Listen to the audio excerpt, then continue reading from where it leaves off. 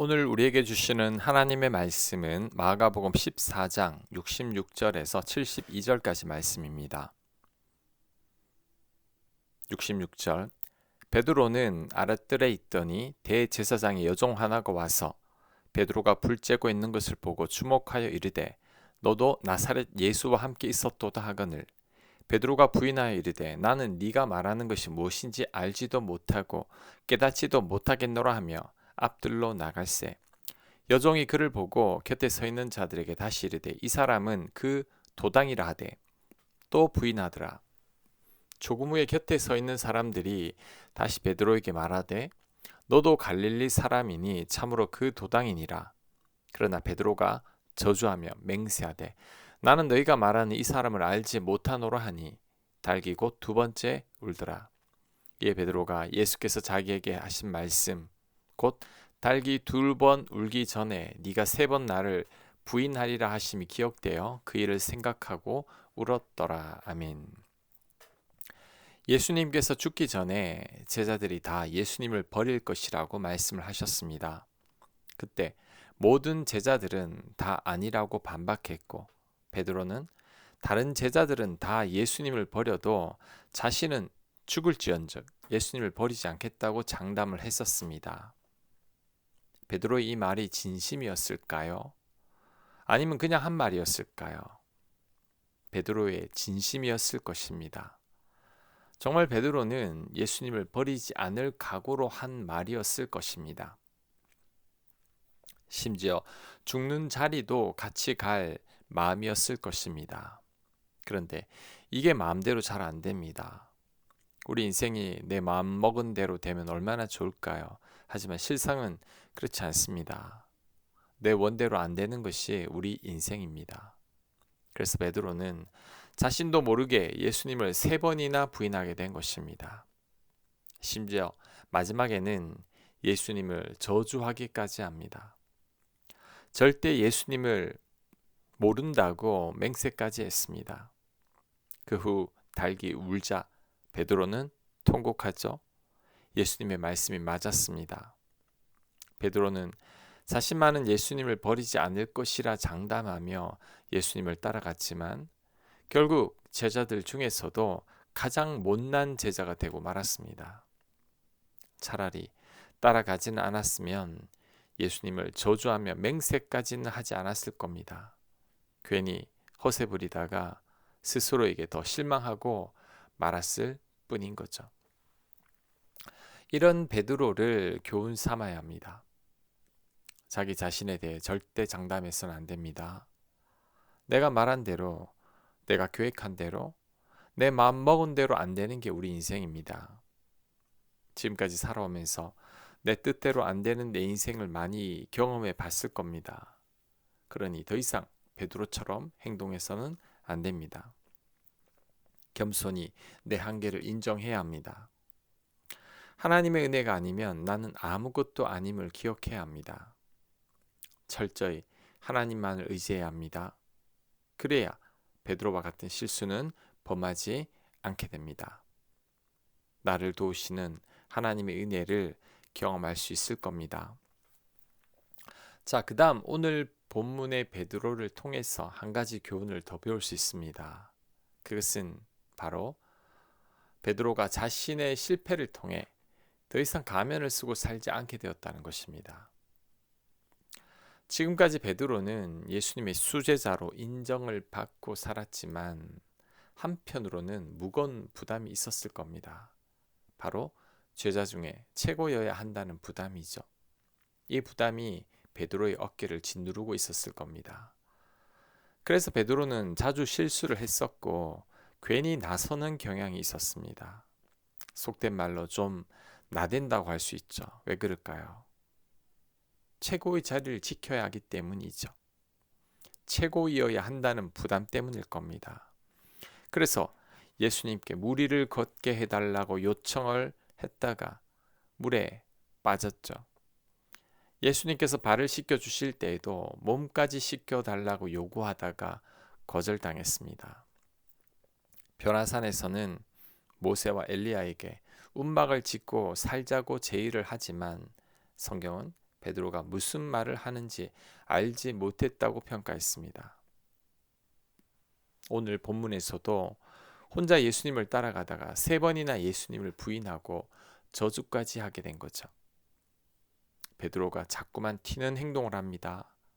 이러는 이유는 나를 좀 알아달라는 거죠. 예수님께 잘 보이려는 겁니다.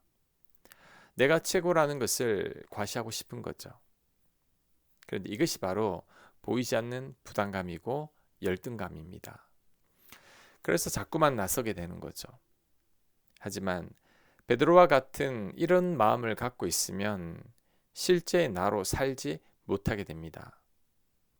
참 나의 모습으로 살지 못하고 사람들이 좋아하는 모습으로 살려고 애를 쓰게 되죠. 나 있는 모습 그대로를 보여주지 못합니다. 나의 본 모습을 다 알아버리면 나에게 실망할까봐 자신을 꼭꼭 감추며 살아가죠. 결국 자신을 포장하며 이중적인 삶을 살게 되는 것입니다. 하지만 이런 삶은 정말 불행한 삶이고 피곤한 삶이죠. 특히 목회자들이나 교회 리더들이 이런 이중적인 삶을 살 가능성이 큽니다.